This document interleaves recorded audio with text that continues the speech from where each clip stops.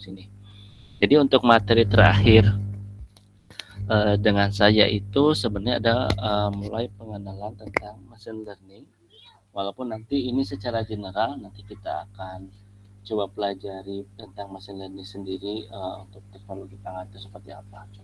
Jadi secara general kalau kita bahas tentang machine learning, jadi pembelajaran mesin itu berarti adalah suatu program komputer gitu ya, yang dikatakan belajar itu dari experience, jadi terhadap suatu jenis tugas task dengan ukuran tertentu atau ukuran performa tertentu. Jadi ketika kita bahasanya pembelajaran mesin, kalau kita kemarin kita sudah mempelajari tentang bagaimana big data, maka lanjutan dari big data tersebut adalah kita ingin sesuatu dari yang data yang kita peroleh terhadap apa, misalkan terhadap tugasnya, misalkan dari data, misalkan kalau kita contoh kemarin, misalkan kita punya data tentang menu MBG gitu kan, lalu tugasnya adalah jenis menu apa sih yang selama ini menjadi penyebab keracunan gitu kan, atau jadi guru teracun,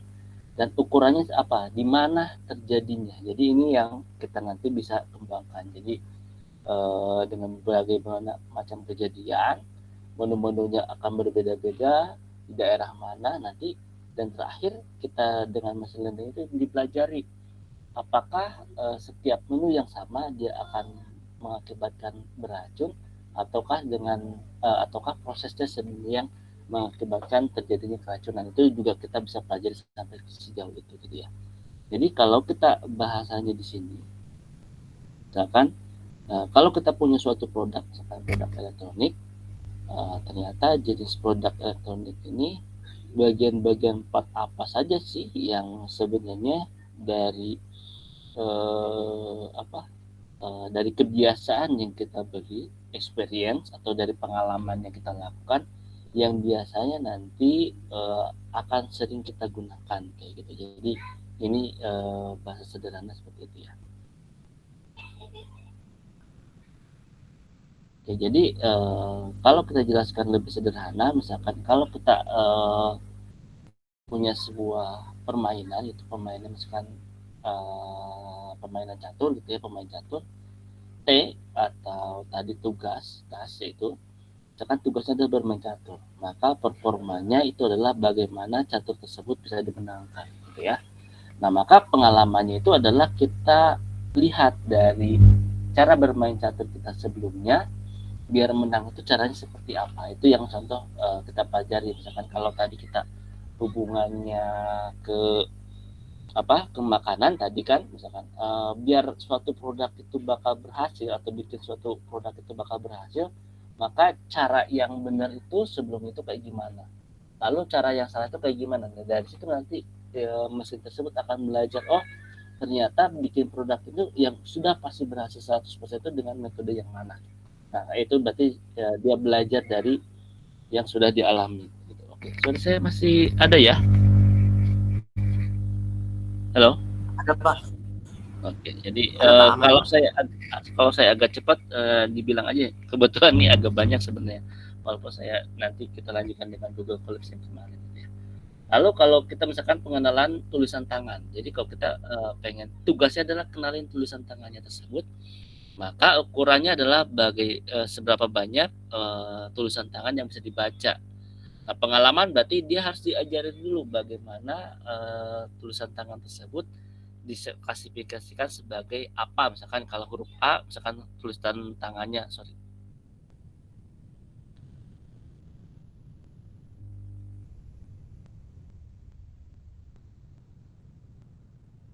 misalkan kayak gini.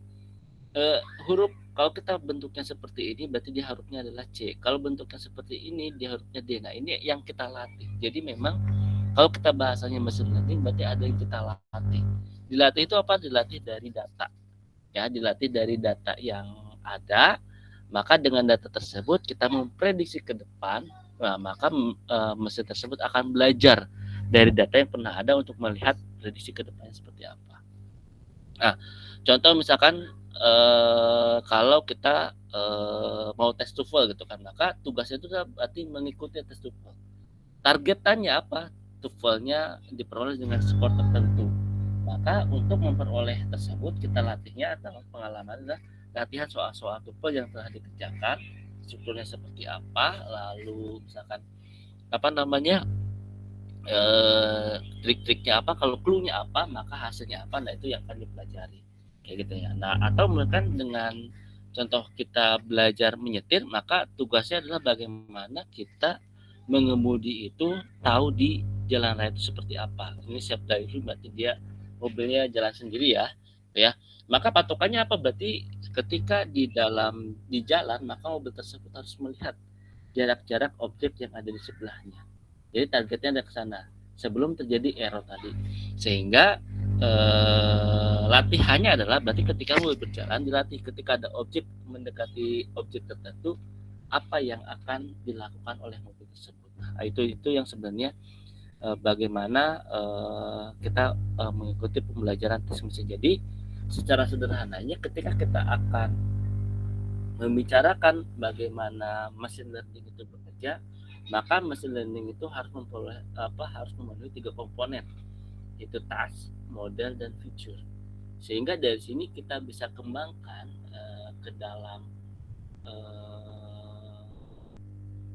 bidang kita masing-masing, apa sih yang akan kita permasalahkan atau apa sih yang akan kita selesaikan misalkan, lalu modelnya seperti apa gitu kan, pembelajaran seperti apa, maka karakteristik experience atau pengalamannya itu apa yang akan kita berikan ya. Jadi nanti tergantung teman-teman di sini, nanti misalkan kalau teman-temannya di bidang tekpang, berarti sebenarnya apa sih yang ingin dikerjakan dari teman-teman tekpang ini, lalu luarannya hasilnya itu sebenarnya harapannya seperti apa, sehingga sehingga mesin itu akan diajari apa untuk memperoleh hasil luaran tersebut.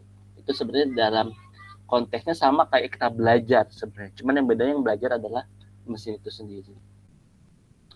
Contoh di sini misalkan ada namanya spam assassin, misalkan filter spam. Jadi ketika ada email masuk di scan, dan dia akan memisahkan apakah ini email itu bagian spam atau bagian tidak. Nah, biasanya dipelajari dari apa gitu kan, misalkan tasnya ada jika kita memperoleh suatu email, apakah email tersebut spam atau bukan. Jadi tes ceritanya. Lalu yang dilihat dari ini spam atau bukan tuh dari mana? Misalkan ternyata kalau alamat emailnya tidak jelas, atau dia secara dari pembelajaran ternyata dia mengirim ke semua email. Nah berarti dari semua alamat email dia semua dikirim. Berarti dari situ dia bisa kita sebut sebagai spam kayak gitu ya. Jadi misalkan kalau pengen tahu email itu dapat dia dikirim kebanyakan, nanti ada ya tuhnya siapa. Nah di situ misalkan ternyata terlalu banyak, berarti memang email tersebut adalah email spam yang alamat tujuannya sangat banyak ditujukannya. Itu juga nanti bisa jadi langsung masuknya ke spam, atau memang email dari alamat email yang tidak jelas sumbernya dari mana. Nah, itu juga bisa masuk ke dalam spam tadi. Lalu misalkan di sini tadi ya email tadi digolongkan spam atau bukan spam dari kumpulan kelompok, dibedakan berdasarkan misalkan tadi digunakan sebagai data pelatihan, berarti dia harus ada di pelatih. Ini email yang dibilang emailnya spam. Lalu yang kedua adalah membedakan, ini yang bukan spam. Berarti kita harus tahu karakteristik dari spam dan tidak spam itu apa. Atau misalkan contoh kalau kalian bingung, misalkan ini paling sederhana kayak gini, misalkan kalau buah itu matang atau tidak itu misalkan apel merah gitu kan, apel merah itu matang, dikatakan matang ketika apelnya berwarna merah. Tetapi dengan apel yang sama, kalau dia hijau dikatakan tidak matang, berarti ketika warnanya hijau. Jadi ketika dikirim kita apel dengan warna merah, maka ini apel matang. Tapi ketika dikirim dia apelnya warna hijau, berarti secara tidak langsung kita bisa simpulkan bahwa ini apelnya masih mentah. Nah ini yang paling gampang, sederhana seperti itu. Nah, maka di dalam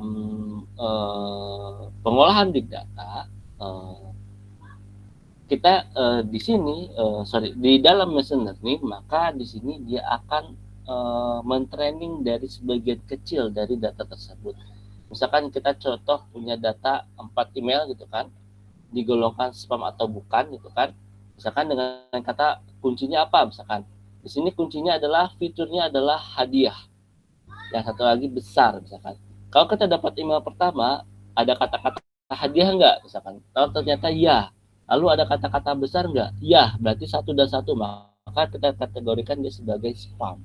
Lalu yang kedua misalkan sama email yang kedua, kita cek di dalamnya ada kata-kata hadiah tidak? Oh, ternyata tidak ada di sini. Lalu yang kedua adalah kata-kata besar. Ada juga kata besar tidak. Berarti ketika tidak ada dua-duanya maka dia bukan spam. Atau misalkan tambahan lagi ya. Sini N berarti ya. Ketika dia di dalam katanya ada hadiah, tapi dia tidak ada kata besar, maka 1 kosong misalkan X1-nya X2-nya kosong, maka dia bukan termasuk spam. Atau kata terakhirnya misalkan yang terakhir adalah ketika email yang terakhir yang keempat muncul, dia tidak muncul kata hadiah, tetapi muncul kata besar. Tapi karena tidak ada dua-duanya, maka kita juga bisa sebutkan dia bukan spam. Nah, ini akan dilatih terus misalkan oleh mesin tersebut. Jadi ketika kita muncul email yang baru, maka ketika tidak memenuhi kriteria hadiah dan besar sebagai kata kunci spam, maka email tersebut langsung mengkategorikan dia bukan spam. Kayak gitu ya. Itu yang saya tadi bilang. Kalau saya tadi contoh misalkan kategorinya apa sih? Kategorinya alamat misalkan. Email tersebut alamat dikirimnya berapa? Misalkan kategorinya kalau cuma 1 atau 2 dianggap dia tidak spam. Tapi ketika alamat yang di emailnya sangat banyak, dia dikategorikan spam. Itu juga bisa seperti itu. Jadi memang nanti di dalam machine learning ini akan terjadi proses pembentukan kayak gitu. Lalu bedanya apa sih Pak kalau filter gitu kan? Kalau filter itu kan nanti kita atur manual. Tapi sebenarnya secara tidak langsung filter itu sudah bagian dari machine learning, walaupun memang di sini tidak ada namanya training kayak gitu aja.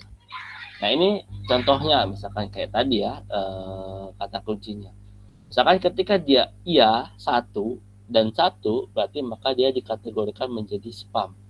Tetapi di luar tersebut mau itu ada hadiah atau tidak ada hadiah atau tidak ada dua-duanya, maka kategorinya menjadi bukan spam. Maka kalau kita grafikan menjadi seperti ini. Oke. Nah, ketika garis pemisahannya jelas antara daerah spam dengan daerah bukan spam, maka dari sini kita bisa petakan. Oh, ketika memenuhi nilainya di luar patokan tadi, maka dia masuknya ke dalam spam. Tetapi di bawah patokan ini atau di bawah garis ini, maka dia kategorinya adalah bukan spam.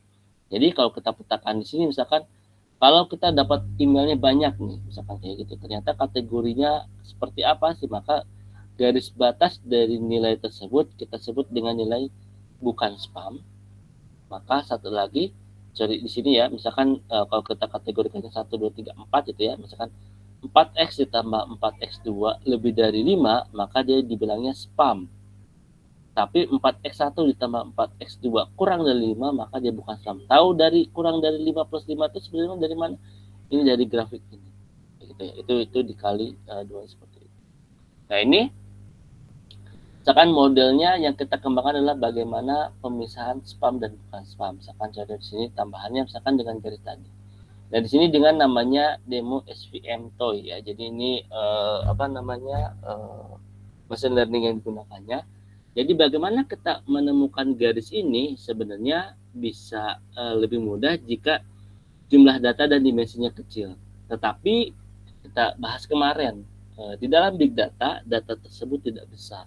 Sehingga kita akan bias untuk menentukan oh ini bukan spam atau tidak. Apalagi kalau kalian misalkan datanya berapa puluh tahun gitu ya. Kita bingung nih buat menentukan dia datanya spam atau tidak. Maka jumlah kata pada suatu email itu bisa jadi lebih dari 2. Maka kata kuncinya apa sih yang kita bisa tahu bahwa dia itu sebagai spam atau tidak dengan cara menambahkan kata-kata kunci yang lebih banyak lagi. Nah, ini dengan tersebut maka di dalam machine learning itu sendiri kita akan menjadi kelompokan dalam pembelajaran yang berbeda. Yang pertama adalah namanya supervise, artinya terbimbing, diklasifikasikan. Oh, kalau ada yang tadi, misalkan tadi ya, kalau ada kata-kata hadiah, berarti diklasifikasikan, cek dari 1000 email ada berapa sih yang ada hadiah? Dari sejuta email ada berapa sih kata-kata hadiah? Habis itu nanti diregresikan. Nah, ketika ada klasifikasi tadi atau kita supervise tadi, kita training tadi, maka maka kita bisa melihat oh ini dia spam atau tidak.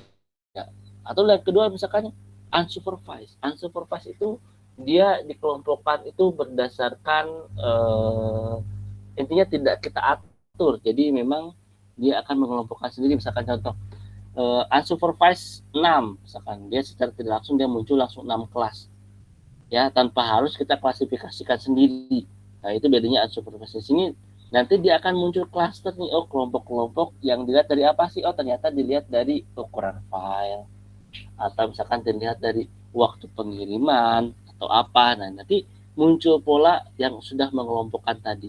Nah di sini dalam mesin learning ketika memang tidak ada pengelompokan tadi atau sudah ada pengelompokan tadi, maka bentuk penyelesaiannya akan berbeda. Ya, di sini lihat klasifikasi dan regresi dia membutuhkan ketersediaan data label. Artinya kita ajarin dia harus ada kata kunci yang kita berikan buat menyebutkan dia bahwa oh ini spam. Tetapi dalam bentuk unsupervised berarti dia hanya mengelompokkan saja tanpa menyebutkan oh dia spam atau bukan. Makanya kalau kalian lihat gitu kan di email kalian, kadang-kadang email yang kalian butuhkan dan menurut kalian itu bukan spam, tiba-tiba masuknya ke spam. Nah, berarti sebenarnya dia bukan pakai kata kunci, tapi dia hanya di unsupervised, secara tidak langsung dia masuk ke dalam kelompok oh ini spam atau tidak. Jadi paling gampang dari big data dengan machine learning itu adalah ya email yang kita miliki saat ini. Ya kan sudah otomatis banyak otomatis sudah dia masuk ke spam atau tidak. Nah ini bagaimana kelompokannya? Ini kalau dia pakainya WK Explorer ya, nanti kalau kita beda nggak seperti ini. Nah ini dia dikelompokkan tersendiri. Oh ada klasternya gitu kan. Kalau ada clustering beda ya. Clustering berarti hubungannya unsupervised. Tetapi klasifikasi berarti dia bukan unsupervised, tapi dia sudah masuk ke supervised. Berarti kita sudah dikelompokkan berdasarkan apa. Nah, gitu. Nanti ini kita akan pelajari di bawahnya. Ini secara general aja. Misalkan contoh, kita punya regresi tadi ada ukuran rumah, lot, bedroom, granit, dia berarti bisa granit atau tidak. Apa kita itu maka harganya berapa. Misalkan ini kalau teman-teman ini kan ini contohnya ruangannya. Kalau teman-teman nanti ditentukan untuk teknologi pangan, berarti nanti dicocokkan apakah misalkan suatu produknya itu dia bikin apa, dikemasnya dengan apa, maka harga jualnya berapa. Mungkin bisa dikelompokkan seperti itu. Maka kalau sih berarti harga jualnya itu berapa? Misalkan harga jual itu dilihat dari presentasi dari house size. Kalau sini ya ada lot size, bedroom, dia granit ataupun update bedroomnya ada atau tidak. Nah, ketika ada, maka dia akan menentukan sendiri harganya seperti apa. Nah, ini akan muncul persamaan tadi ketika kita tentukan dari proses regresi tadi, ya, yang saya tadi bilang. Ketika dia muncul regresi atau persamaan tadi, maka di atas persamaan atau di bawah persamaan itu dia masuknya ke dalam apa. Nah, ini yang sebenarnya machine learning cari itu adalah regresinya ini. Walaupun misalkan data itu tidak semuanya regresinya linear, ini hanya sebagai contoh aja gitu ya. Nah kalau lihat dari persamaan ini sebenarnya nggak linear ya, karena banyak parameter yang akan masuk ke dalamnya. Nah ini misalkan kalau kita pengen cari struktur, misalkan kita punya matriks seperti 1010 atau 0222, berarti ini matriks 4 kali 6 gitu ya, ini 4 kali 6. Misalkan di dalam matriks tersebut kita punya 4 film yang berbeda dengan skor 0 sampai 3. Ya, di sini ada 0. Pertama ada Imitation Game, Frozen, Interstellar, The Hobbit gitu ya. Nah, secara rata-rata Interstellar merupakan film yang paling disukai dengan skor apa 1,5 berarti 1, 2, 0, 3 gitu kan. 1 plus 2 per 6 berarti dia adalah 1,5. Lalu di game adalah terendah 0,5. Nah, lalu apa sih dari gambar ini bisa muncul nggak gambar-gambar yang tadi itu gitu kan? Sebenarnya kalau dari lihat ada 4, gitu kan, ada 4, 1010 gitu kan. Nah, berarti imitation game tuh yang mana gitu kan? Ada 1, 2, berarti dia baris yang ke sini sebenarnya. 1, 2, 0, 3, 1, 2. Nah, yang rata-rata 0,5 tuh yang mana? Yang ini. Berarti kan dari sini dilihat bisa muncul pola. Oh, ternyata apa sih yang membedakan ini? Berarti kan baris itu adalah jenis filmnya. Nah, yang ke bawah itu apa? Misalkan orang-orangnya. Misalkan orang pertama, orang kedua, orang ketiga. Ternyata dari sini orang yang ketiga, contoh di sini, orang ketiga itu dia cuman suka film The Hobbit. Ya walaupun nilainya cuma 1, tetapi rata-rata film yang lain itu dia sangat tidak suka. Dari sini kita bisa deteksi sebenarnya si orang tiga ini apa, siapa, gitu kan? Nah kalau kita tahu dari sini kita bisa lihat, oh ternyata The Hobbit ini film buat orang yang dewasa, misalkan, gitu kan? Sementara kalau dia Imitation Game, Frozen dan lain-lain, dia nggak suka filmnya karena menurut dia mungkin filmnya bukan usianya dia, kayak gitu. Itu yang jadi bisa kita lihat sebenarnya dengan data matrix yang muncul di dalam ini. Gitu. Tadi ya, ini udah contohnya saya tadi bilang tadi. Nah ini genrenya. Nah genrenya apa? Misalkan kita bagi lagi terhadap kelompoknya. Nah, ini pencarian struktur yang tadi ya. Ini misalkan film 1, film 2, film 3. Ya, di sini ternyata genre dari ketiga film merupakan kombinasi dari genre film pertama dan kedua.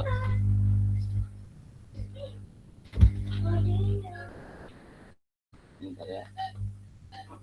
Nah di sini lalu ternyata selera dari orang keempat merupakan gabungan dari selera orang pertama dan orang kedua. Ya ini jadi muncul ya. Berarti dari sini juga kita bisa kelompokkan kembali. Ini ternyata berdasarkan orang, berdasarkan materi. Kalau di sini ternyata filmnya adalah berdasarkan jenis genre film yang jenis genre film ya, imitation game. Saya sebenarnya ini saya belum lihat karena saya ngambil datanya ya. Ini contohnya. Nah maka dari sini kita bisa tentukan model yang dibentuk. Misalkan prediktif berarti kita memprediksi, ya bisa memprediksi dari target yang kita lihat apakah ketika film yang kita berikan dia akan mendapat respons yang seperti apa. Tetapi kalau outputnya ada deskripsi maka kita pengen lihat sebenarnya perilaku dari data tersebut itu seperti apa. Kita contoh di sini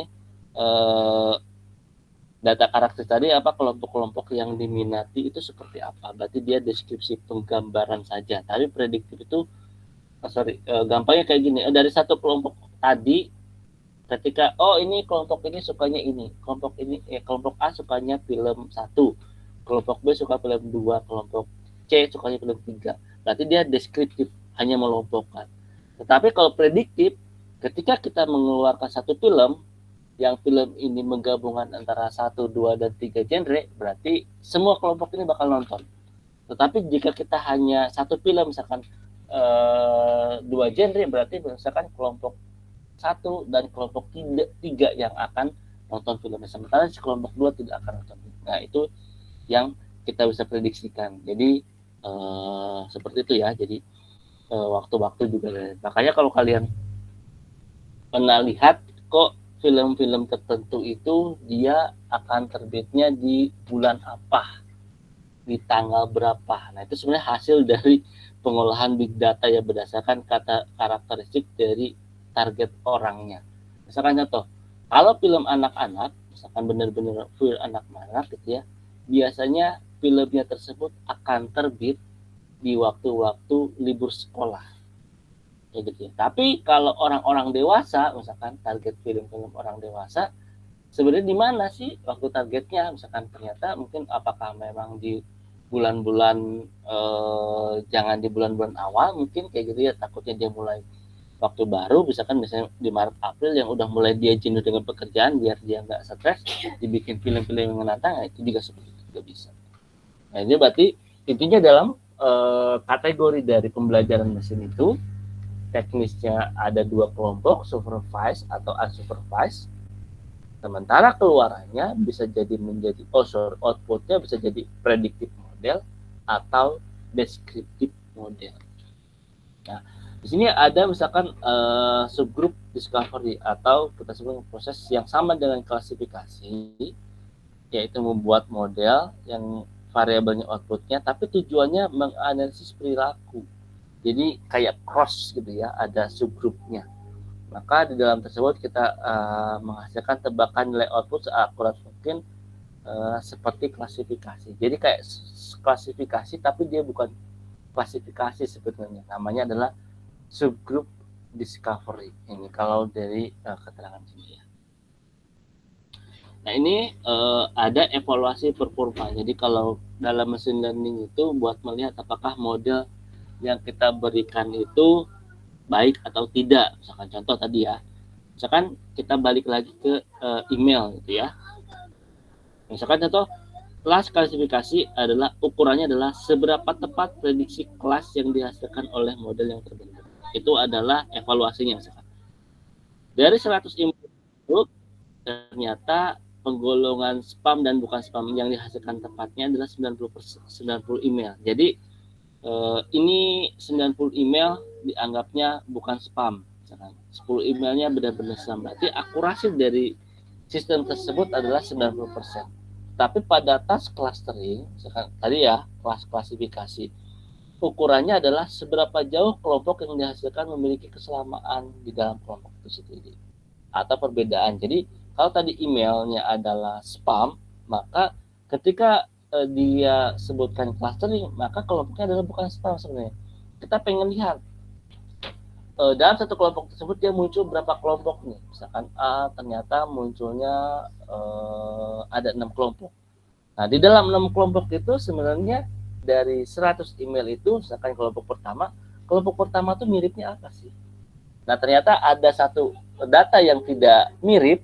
Nah, berarti memang dalam clusteringnya masih ada miss kayak gitu. Misalkan contoh data pertama itu harusnya misalkan emailnya itu tentang rumah gitu kan. Nah, ternyata muncul yang kedua itu emailnya itu hampir rumah, kayak rumah misalkan, tapi dia bukan rumah sebenarnya, misalkan kayak kandang. Kayak gitu. Nah, itu hampir sama, tetapi dia sebenarnya bukan kelompok dalam kelompok tersebut. Memang harusnya kelompoknya adalah kelompok rumah, tetapi mungkin tidak dijelaskan rumahnya seperti apa karena ini bukan clustering kayak gitu. Bukan klasifikasi yang sudah kita tentukan. Maka di sini lalu yang kedua adalah training data set digunakan untuk membentuk model tadi. Oh, ini jumlah datanya sekian, muncul regresi, dari regresi tersebut kita pakai tes. Gampangnya kayak gimana sih? Misalkan kalau kalian contoh misalkan apa sih ya, kalau saya belum kebayang kalau di tekpang seperti apa, misalkan tepung lah ya, misalkan cobain misalkan ada satu formula misalkan tepung 1 gram, 2 gram, 3 gram, 4 gram, 5 gram, 6 gram, 7 gram itu kan, sampai misalkan perbedaan penambahan 1 gram, ternyata ada yang lebih, ada yang kurang. Ketika lebih hasil rotinya itu jelek, ketika kurang itu hasil rotinya itu bagus. Misalkan dari 30 data kita sebutkan mana yang bikin jelek, mana yang bikin bagus. Belajar. Habis itu dari model tersebut kita punya persamaan. Oh, jadi sebenarnya dari sini kalau mau hasilnya bagus, berarti sebenarnya berapa persen sih roti ini, tepung ini sehingga hasilnya bagus. Lalu kita tes lagi. Dari tes tersebut, apakah model yang kita berikan, oh kamu ngisi 10 pun nggak masalah, misalkan 10 gram pun proteinnya akan tetap bagus. Benar nggak? Nah, ketika coba ternyata benar, tapi ternyata ada satu masalah, dia gagal nih. Dari 100 percobaan misalkan 10 kali gagal nih dengan persamaan, berarti model yang kita berikan secara tes performa dia nilainya adalah 90% karena masih ada miss tadi ya, miss 10 pemrosesan tadi yang hasilnya ternyata walaupun dia pakai formula yang benar masih terdapat 10 roti yang gagal untuk diproduksi kayak gitu, itu contohnya. Lalu di sini ada model kan tadi bilang ya. Jadi training itu untuk membuat model, dan yang kedua tes data itu untuk menguji model tersebut. Jadi sebenarnya model itu apa sih? Nah, jadi model itu adalah suatu konsep yang dibentuk dari data melalui proses pembelajaran. Jadi yang diharapkan dari machine learning, diharapkan dari pembelajaran mata kuliah ini adalah kita punya model ini. Ya, kita punya model ini sehingga apapun yang dihasilkan dari model ini dianggap hasilnya adalah sesuai dengan yang kita inginkan. Jadi misalkan modelnya apakah geometris, ini bentuknya aja ya, walaupun dalam arti realnya model itu nggak seperti ini gitu ya. Atau probabilistik atau model logika, misalkan contoh grouping, misalkan ruangan masukan, grouping berarti model membagi ruang masukan menjadi segmen-segmen. Jadi model tersebut akan mengelompokkan data tersebut atau hasil tersebut dengan kelompok-kelompok tertentu. Ya misalkan di sini kita masukkan antara laki-laki dan perempuan. Mungkin saya pernah berbicara dengan kalian, laki-laki perempuan dengan tinggi badan misalkan dari 100 sampai 250. Kok ini 30 cm terlalu kecil ya, nggak mungkin ada orang 30 cm gitu ya. Kan 100 sampai 250. Dikelompokannya dari apa? Ternyata dari model itu dia akan mengelompokkan terhadap laki-laki yang tingginya lebih dari 110, gitu. Perempuan dengan tinggi lebih dari 110, laki-laki dan perempuan yang tingginya lebih dari 150, nanti pasti kan hasilnya akan berbeda. Nah, itu tergantung model yang akan kita kembangkan itu seperti apa. Ini ya, ini contoh model geometris ya.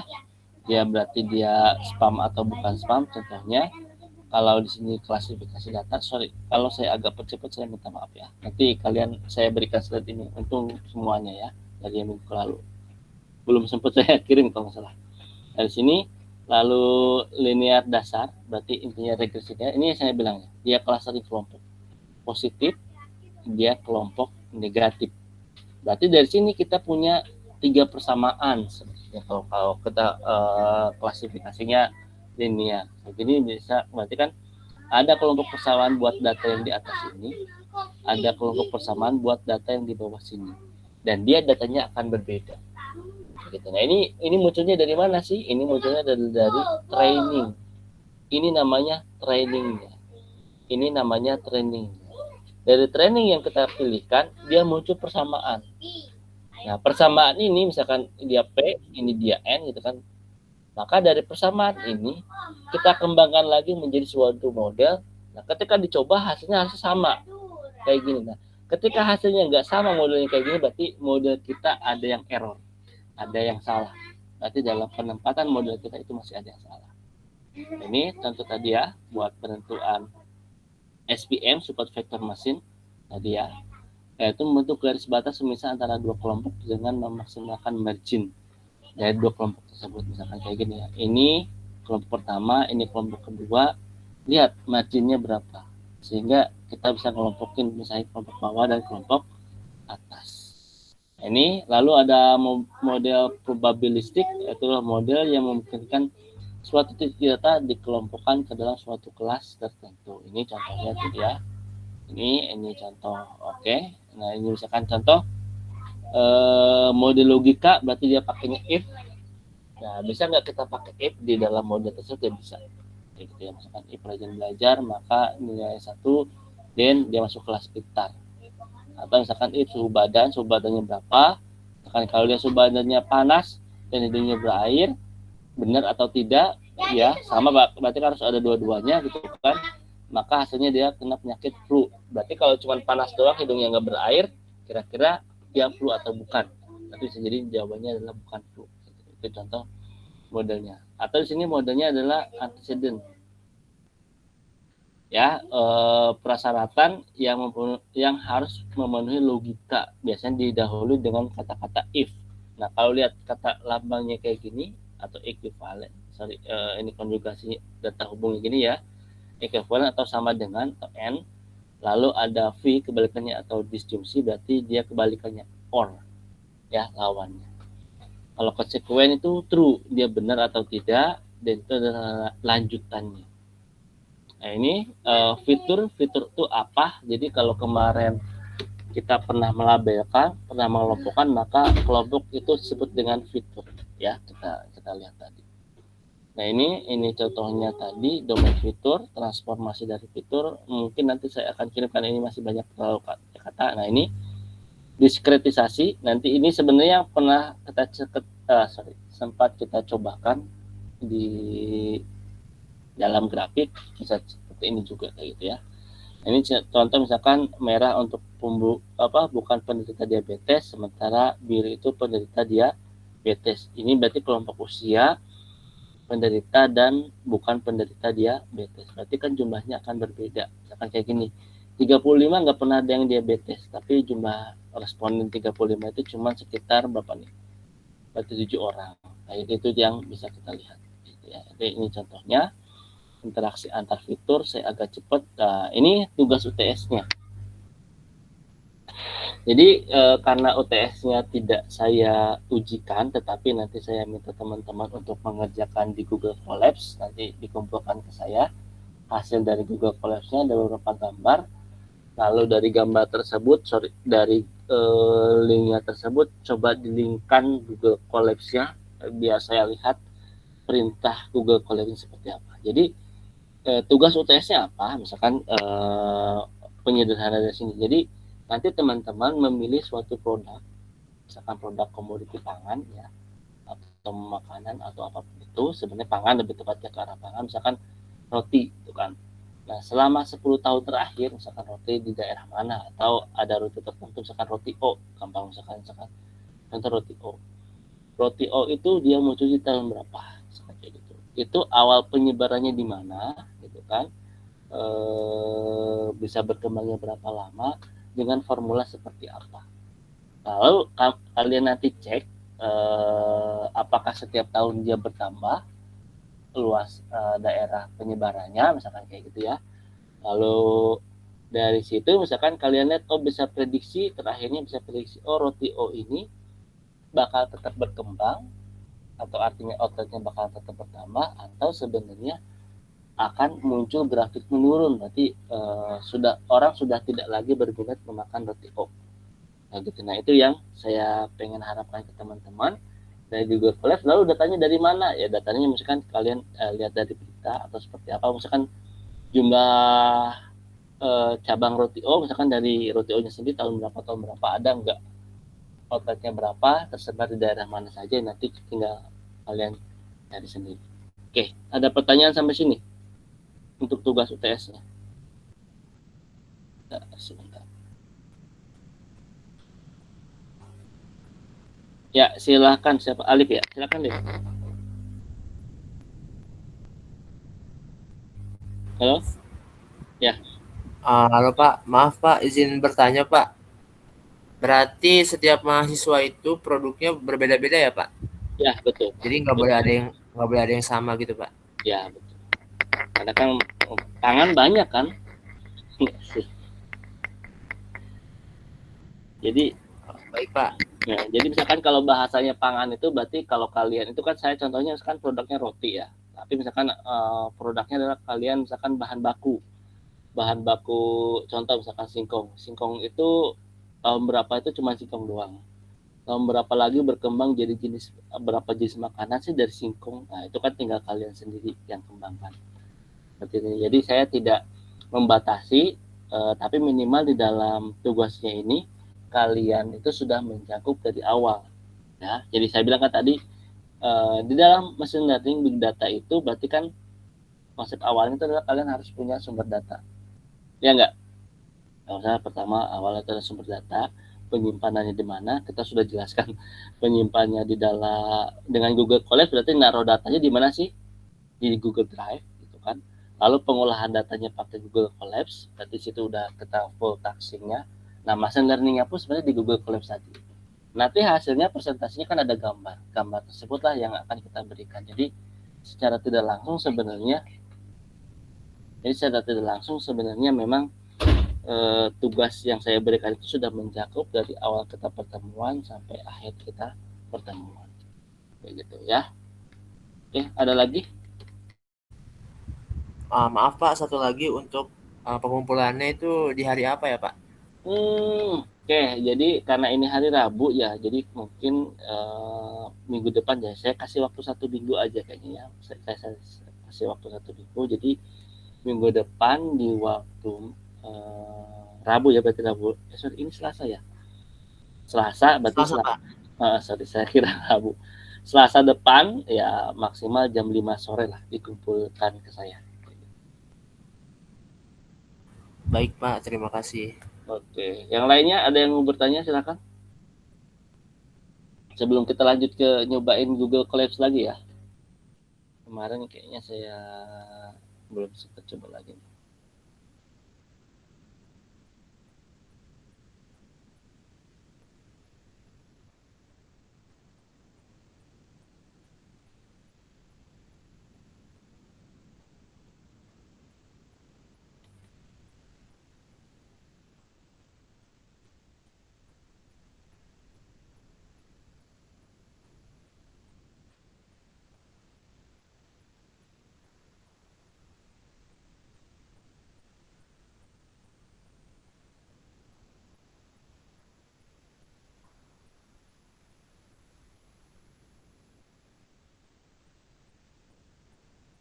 Ya ada.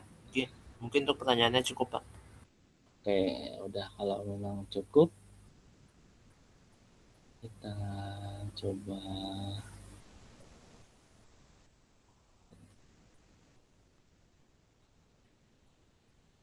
coba balik ke Google Collapse ya, teman-teman silakan buka Google Collapse-nya. Ini saya coba share. Oke. Jadi kemarin tuh kita sampai mana ya kemarin ya? Saya kirim aja ya. Nanti buat coba-coba saya kirim lagi. Kemarin baru sampai masih banyak ya sebenarnya. Nanti kali coba running aja.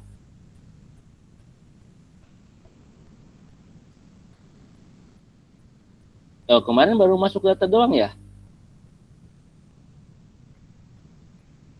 Ya nggak? Sorry. Kemarin sampai ini, Pak, rata-rata kesukaan bayi per wilayah, Pak. Oh, udah muncul grafik belum? Belum ya? Belum, Pak. Baru sampai sini udah Baru nggak? tabel. Ya, tabel ini ya rata-rata kesukaan bayi per wilayah. Dari yang dataset itu banyak yang saya bilang tadi, sebenarnya ini udah bagian dalam pengelompokan ya. Jadi kalau kita kelompokan tadi, di sini kalau teman-teman lihat pengolahnya sini kan sedia ada grup by. Jadi dalam sini sebenarnya kita memang sudah mengelompokkan data tersebut sesuai dengan data yang kita miliki gitu ya. Dari sini misalkan kalau teman-teman pengen mengelompokkan berarti jangan sampai lupa ada grup by-nya ini gitu ya.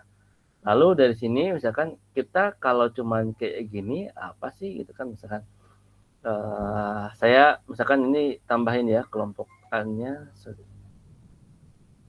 Yang lainnya bisa nggak ya?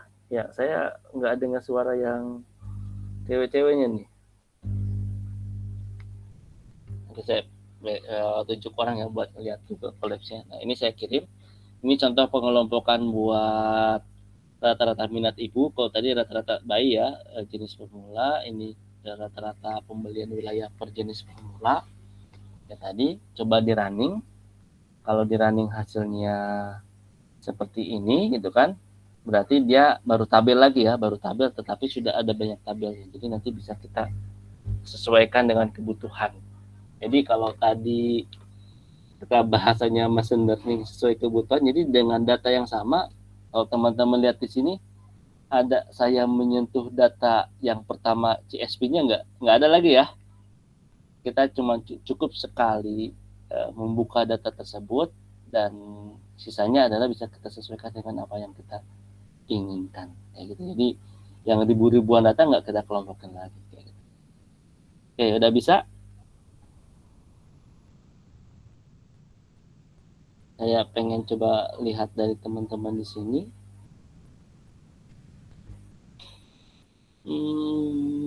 Oke, ada Linda. Halo, Linda. Linda, nggak ada ya?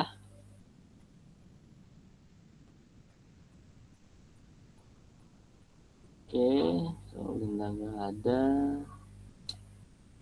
Hadir Pak, maaf tadi lagi di toilet. Oke. Coba Linda buka Google Collapse-nya, saya pengen lihat. Dibuka belum? Udah bisa dibuka belum? Bentar ya Pak.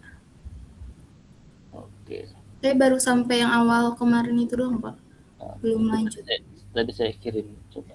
Tapi masuk ke Google Drive-nya udah bisa ya? Udah bentar, saya share screen ya Pak. Iya, boleh, silakan.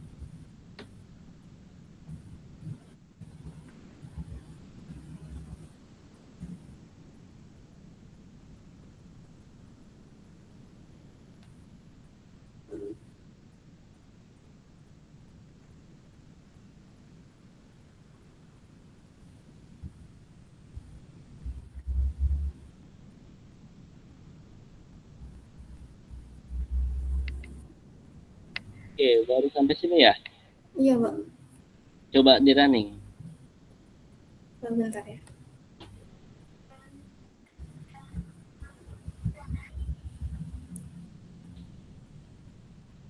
Oke, kalau udah coba running yang itu, coba kamu masukin ke ini ya. Nek.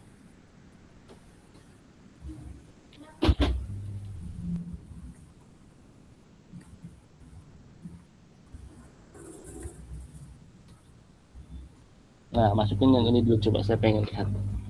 Bisa di run nggak? Page-nya nanti sesuaikan dengan data kamu ya. Oke, bentar. Oke, sambil nunggu yang Linda, coba saya panggil yang lain.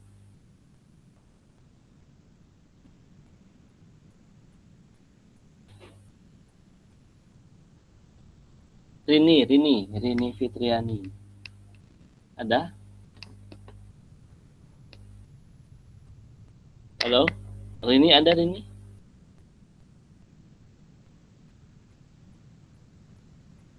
Rini Fitriani ada? Ya, coba ditunjukkan slide-nya. Apa di share Google Collapse-nya.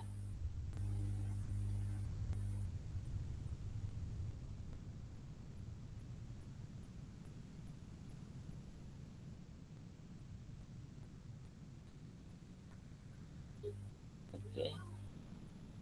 Jadi kalau teman-teman ketahui sebenarnya kalau Google Collapse ini, jadi kalau teman-teman nggak punya laptop pun sebenarnya bisa digunakan ngolah data pakai HP gitu ya. Jadi karena kan teman-teman cuma butuh browsing, ya browsing nanti masuk ke Google Collapse, nanti Google Collapse lambang datanya ada di Google Close ya, teman-teman bisa edit-edit sendiri langsung di browsing HP-nya sendiri kayak gitu ya. Jadi tidak terbatas dengan akses. Jadi memang yang paling penting adalah selama kalian terkoneksi dengan internet ya ngolah data udah bisa walaupun cuma bawa HP aja intinya kayak gitu. Coba bisa di share.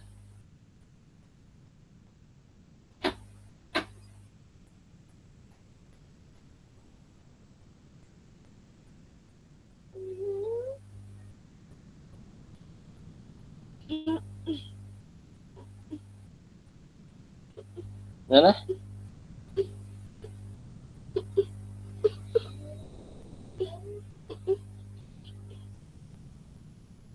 Bisa coba Linda lagi, coba Linda dulu. Linda gimana, coba pengen lihat hasilnya. Karena sebenarnya nanti panjang ya. Jadi nanti kalau teman-teman pas ngolah data tugasnya masih ada yang ingin silahkan tanyakan juga boleh.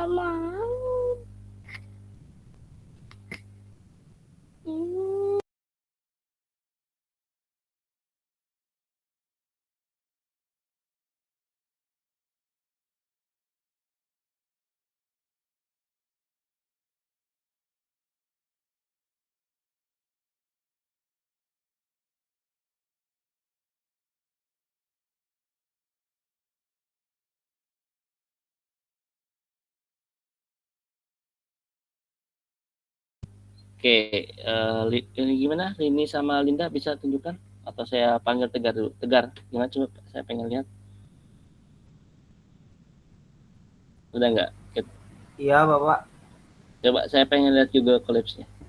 Oke, Bapak boleh. Di share screen aja ya, Bapak. Ya, langsung saya screen aja. Nah, paling 15 menit lagi aja ya kita selesai. Sampai sini sih, Bapak. Saya. Oke, yang tadi saya kirim terakhir yang ada 5 tampilannya bisa nggak? Belum dicoba, Bapak. Bentar. Oke, tapi udah muncul tabel-tabelnya ya.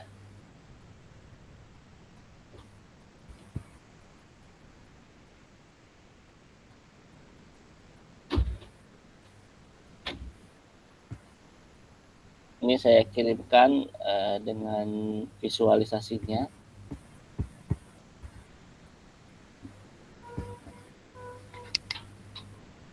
Coba tambahkan visualisasi ini deh.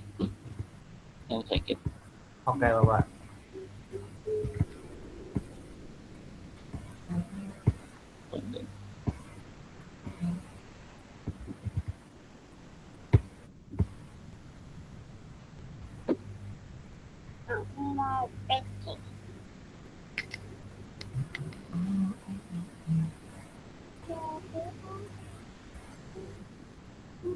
Oh, ini gagal, Bapak. Coba dari awal dari atas datanya. Ini tadi sempat di running nggak Mimonya? Belum. Oh, datanya nggak ada, iya. Berarti di running dulu, Bapak? Iya, di running dari awalnya. Nah, kan dari sini karena dia belum diaktif. Dari situ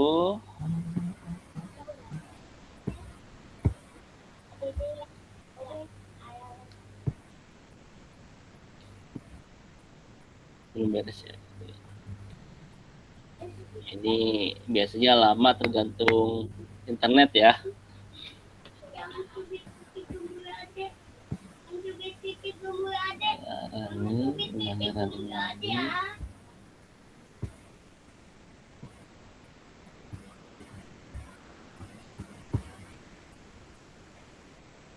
Nah, munculkan grafiknya. Jadi dari sini ini gambar apa sih? Nah, ini sebenarnya kalau kita kelompokkan kayak tadi, ini adalah grafik yang tabel matriks yang saya sebutkan yang 1 2 3 1 2 3 4 yang tadi yang kolom 4 kali 6. Nah, ini adalah matriksnya. Teman-teman lihat. Dari sini sebenarnya kan nanti bisa diasumsikan lagi ya ke belakangnya dia mau tabel prediksinya seperti apa. Ini contoh yang sudah kita lakukan ketika memang sudah masuk ke ranah machine learning dari big data sudah ada kayak gitu. Ini sederhana seperti ini. Ini yang contoh coba. Oke, baik, terima kasih Tegar. Yang lainnya coba tadi mana Linda coba Linda.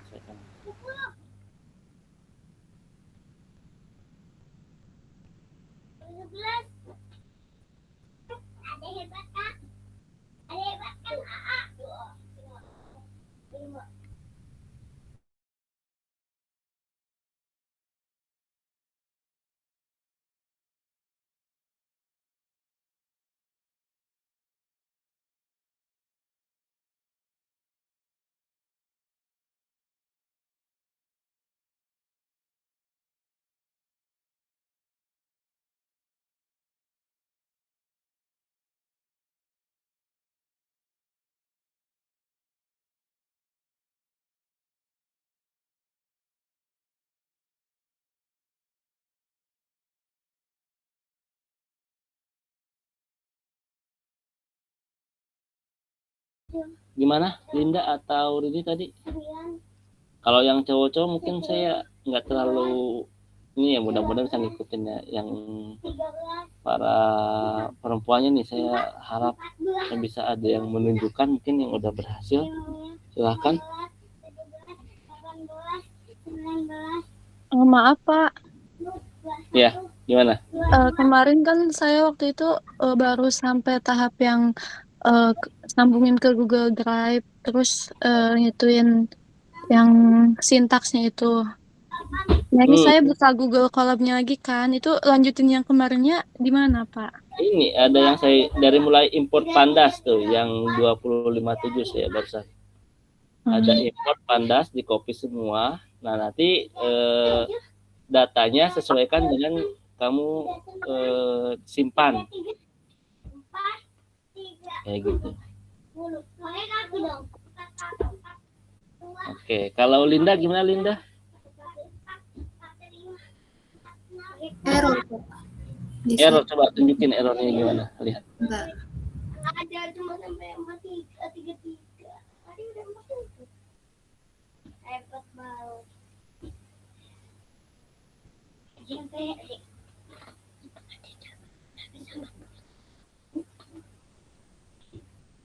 Nah, oke, lihat dari sini errornya adalah, coba cek ke bawah.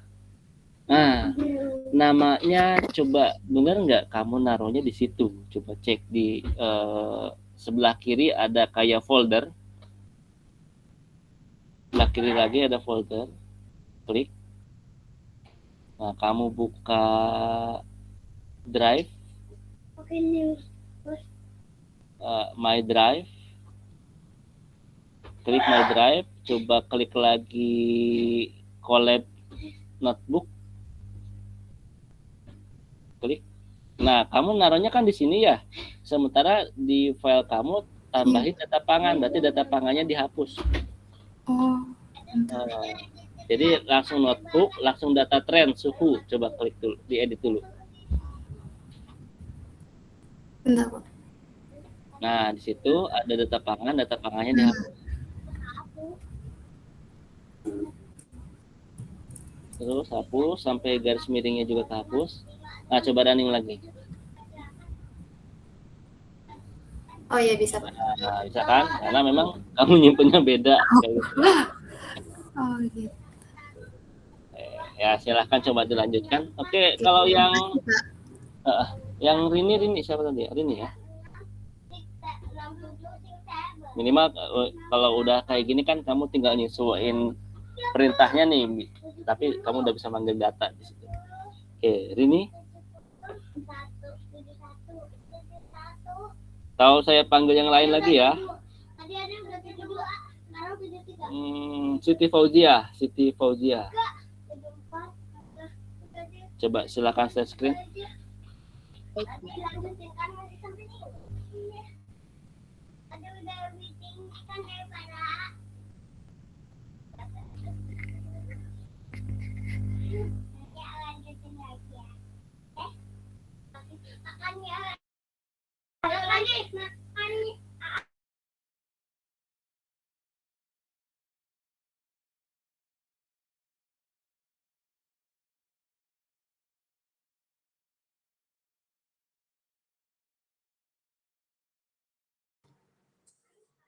Saya sendiri tadi baru masukin lagi sintaksnya, sudah nyampe sini Pak.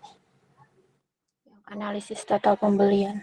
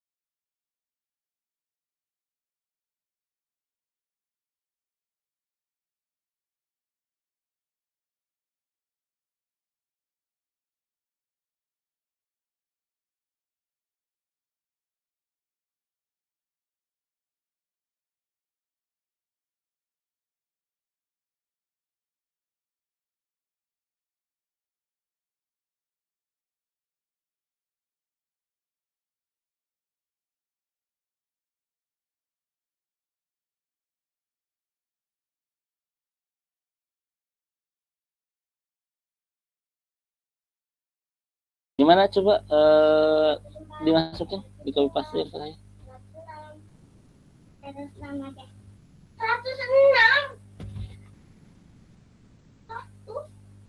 Oke, ya tinggal di paste itu siapa tadi? Siti Fauzia. Oh, bisa 100 sih. Yang data, yang sintaks visualisasi ya Pak? Ya, betul, sintaks visualisasi. Kamu bikin karakter.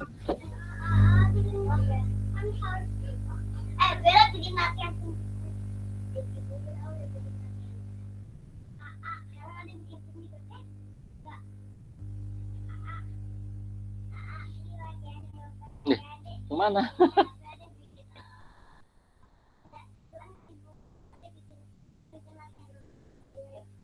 Oke, tadi yang Rini gimana yang Rini? Nah, tadi Linda udah bisa, yang Rini coba. Linda udah bisa masukin yang visualisasi nggak? Bentar Pak, lagi dicoba. Rini? Iya Pak, sebentar saya share screen. Oke. Tahan ya. Tahan 1 menit. Oh. Tahan ya. Tahan ya begini. Tahan ya. Udah.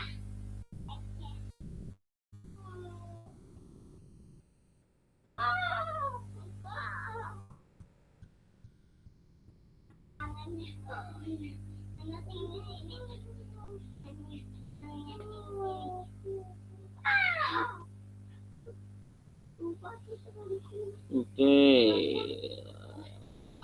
Sama ya tadi kasusnya ya, udah dibenerin. Coba di running dulu. Yang merah tadi.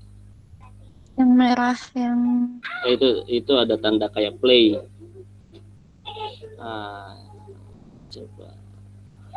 Iya, nggak ada data itunya. Coba balik lagi ke tadi yang gambar folder. gambar folder. Yang ini Oh. Pak. Ah,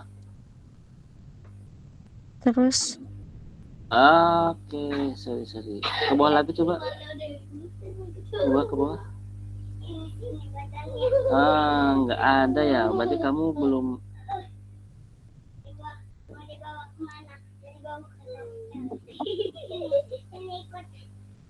Ada folder namanya ini nggak? Drive. kemarin tuh Pak udah berhasil sambungin ke Google Drive dan upload filenya juga. Coba di close dulu coba. Oke. Di close. Terus Coba dulu. dari awal dari atas. Itu kamu file atasnya coba ada nggak? Sorry, geser ke atas dulu. Yang ini Pak. Bukan, enggak. Sini Pak. Geser ke atas dari kodenya, geser ke atas. Oh. Nah, terus ke atas lagi. Atasnya lagi ada nggak? Atasnya Kenapa lagi. Pak? Di atas lagi, ke atas lagi terus.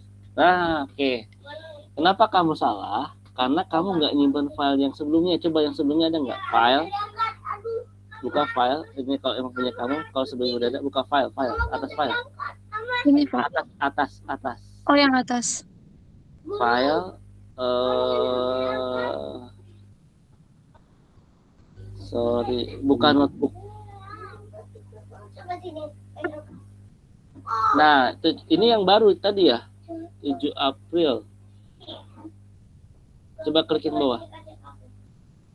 Harusnya Terus ini Pak. ini yang sekarang. Oh, berarti yang sebelumnya kamu nggak ada. Nah, ini karena memang nggak ada, jadi kamu belum masuk Google Drive-nya nih. Jadi kamu harus masukin dari awal. Jadi kenapa kamu nggak masuk? Karena kamu nggak masukin bagian yang pertama. Ininya dulu nih. Saya kirim nih. Nah, ini dulu nih. Coba kamu klik dulu ini.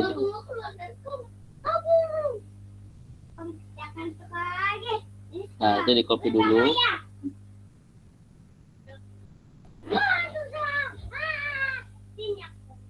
Nggak, bikin baru aja, bata. File, notebook baru di Google di Drive. Nah, klik.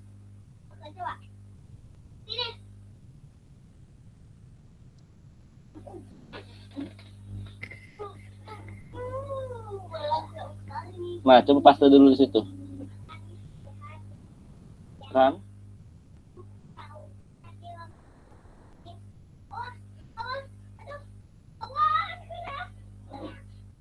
Oh, ini berarti baru mau minta izin di sini.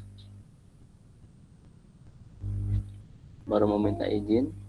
Nah, kita buka ke Google Drive.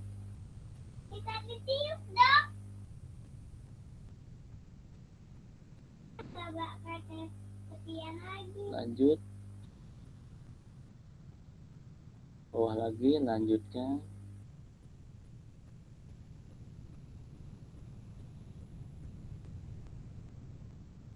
Sebenarnya kalau Google Drive itu dia otomatis nyimpan kalau kita nggak hapus itu kan. Oke. Nah, berarti kamu masukin lagi yang bagian data. Oke. Ya, ini yang pakai import Pandas yang dari saya kirim. Ini ada yang 2015, coba cek. Import Pandas. Nah, dari situ kopinya. Nah, yang itu 257 ya. Terus sampai bawah. Oke, di copy. Walaupun pasti ada error sih. Oke, paste aja dulu. Tambahin baru. Enggak, kodenya tambahin lagi. Ctrl V, run. Enggak, sorry. Ini aja langsung ke buka ke folder. Ke folder. Sabar. Enggak, yang bawah tadi benar. Yang folder klik. Yang file tadi, yang file klik. Sabar. Nah, di drive. My drive. Ini gede-gede ya kalian ya. Google Drive-nya. Buka Google Collapse. Yang atas, Google Collapse yang atas. Nah, Google Collapse bawah. Nah, klik. Datanya nggak ada ya kamu. Coba cek dulu datanya yang udah dikirim sama file. Kamu datanya masukin dulu ke sini. Ke Google Drive-nya. Yang ini Pak, yang data tren susu. Oh, di situ ya kamu taruhnya ya. Iya Pak. Oke, kalau di situ berarti harus sama tuh tadi masuknya ada di mana tuh. Ya udah copy paste aja taruh di atas itu di Google Collapse coba. Ini klik yang ini Pak. Nggak, yang sebelahnya ada copy paste kalau salah. Ya klik ya itu aja di copy pastein ke atas itu dulu. Kalau situ juga nggak masalah sebenarnya. Ya boleh tarik situ. Coba. Udah Pak, udah ditarik. Nggak muncul kan? Iya, Ya. nggak muncul. Ya, di copy paste aja coba.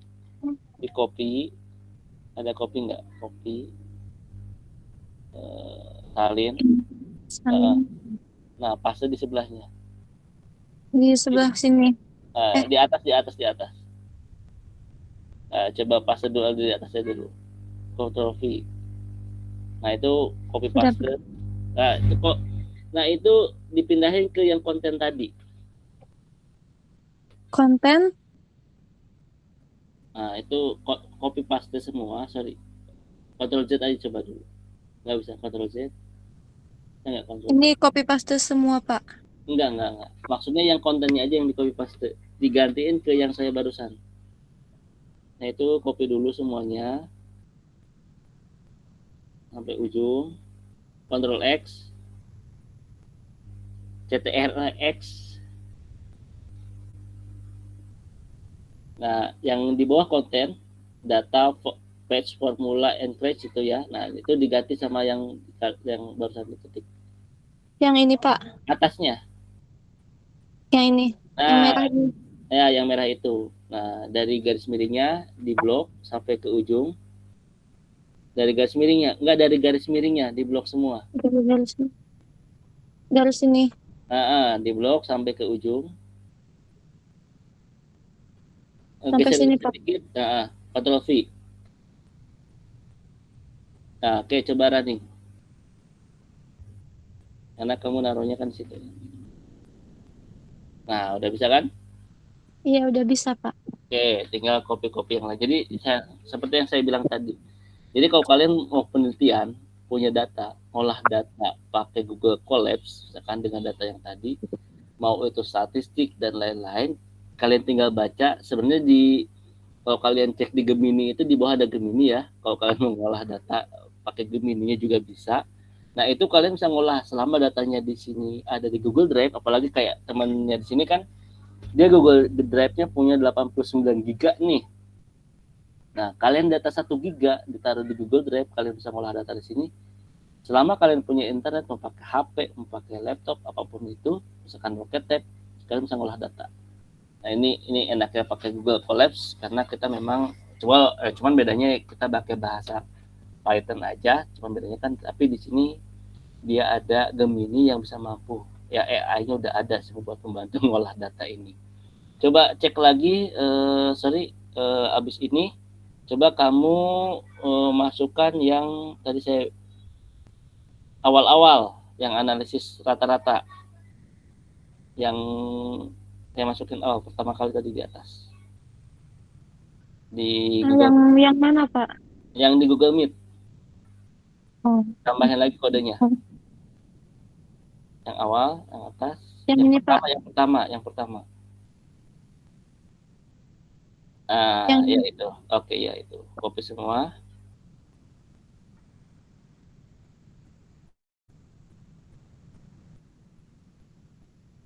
Copy. Pastekan ke bawah. Nah, tambah kode dulu. Dipastekan lagi. Run. Yang muncul kan datanya, lihat ke bawah udah muncul. Nah, yang terakhir yang visualisasi. Copy lagi ya, Pak? Ya, copy lagi yang visualisasi. Nah, kalau kalian mau ngubah-ngubah silakan dibaca, itu udah lebih mudah sih sebenarnya. Tinggal kalian ubah-ubah yang label-labelnya. Nah, paste. Run. Nah, ini muncul. Ya, udah ya.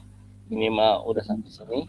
Oke, nanti saya kirimkan link Google Drive yang saya olah gitu kan buat tugas akhir kalian. Silakan sesuaikan dengan topiknya masing-masing. Mudah-mudahan teman-teman yang lain juga bisa ikutin. Ada yang masalah nggak? Sampai muncul grafik ini ada yang kendala nggak yang lainnya? Halo?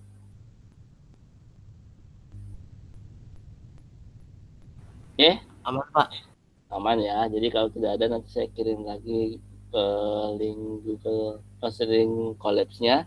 Cuman dari sini yang ingin saya tunjukkan sebenarnya teman-teman di sini tadi kalau kita lihat datanya walaupun disimpan di folder yang lain yang berbeda dengan Google Colabs bisa kita olah walaupun selama data tersebut kita taruh di cloud. Jadi kalau teman-teman misalkan kelupaan bawa laptop gitu ya, yang dibawa cuma HP, lalu kalian sudah ngolah data, ya udah bisa langsung olah sebenarnya di Google Colabs ini, walaupun hanya dengan menggunakan HP itu sendiri. Gitu, itu yang mau saya tunjukkan. Oke, baik, terima kasih.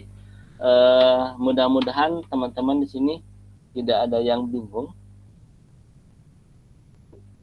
Untuk tugas UTS-nya, jadi minggu UTS-nya, minggu lalu belum saya absen juga ya, kalau nggak salah belum muncul. Nanti saya absenkan semua minggu ini dan minggu lalu, kecuali mungkin buat tugas di UTS-nya ya. Nanti saya akan lihat dari pengumpulan tugas UTS akhir untuk kalian. Nah, setelah UTS nanti perkuliahan akan dilanjutkan oleh Pak Jikri. Jadi nanti Alif silahkan hubungi Pak Jikri untuk perkuliahan setelah UTS. Misalkan kalau memang minggu depan rata-rata di Tekpang masih pada UTS, berarti ya konfirmasikan minggu depannya lagi, nggak apa-apa. Tapi silahkan dikonfirmasikan lagi bahwa dari Pak Erik sudah selesai, tinggal dari UTS-nya ngumpulin tugas, tapi untuk perkuliahan sudah selesai semua. Ya Alif ya. Baik, Pak. Oke, jadi saya ucapkan terima kasih dan mohon maaf ya selama perkuliahan dengan saya. Jika masih banyak kekurangannya, mudah-mudahan teman-teman minimal bisa melihat sejauh mana sih big data untuk Tekpang dan sedikit tambahan dari mesin learning. Nanti saya tambahkan di Google Colabs-nya ya kayak gitu. Oke, sampai bertemu kembali ya. Mudah-mudahan teman-teman bisa cepat lulus juga di Tekpangnya dengan memanfaatkan Google Colab. Kalau ada teman-teman mau ngolah data juga monggo. Kalau masih ada yang bingung, mau menanyakan lagi kepada saya juga dipersilahkan. Oke ya. Saya tutup untuk pertemuan terakhir kita di mata kuliah ini. Kurang lebihnya mohon maaf. Wabillahi taufiq wal hidayah. Assalamualaikum warahmatullahi wabarakatuh. Waalaikumsalam warahmatullahi wabarakatuh. Waalaikumsalam Terima kasih banyak, warahmatullahi Pak. Terima kasih wabarakatuh. Bapak, Terima selamat kasih banyak malam. Bapak.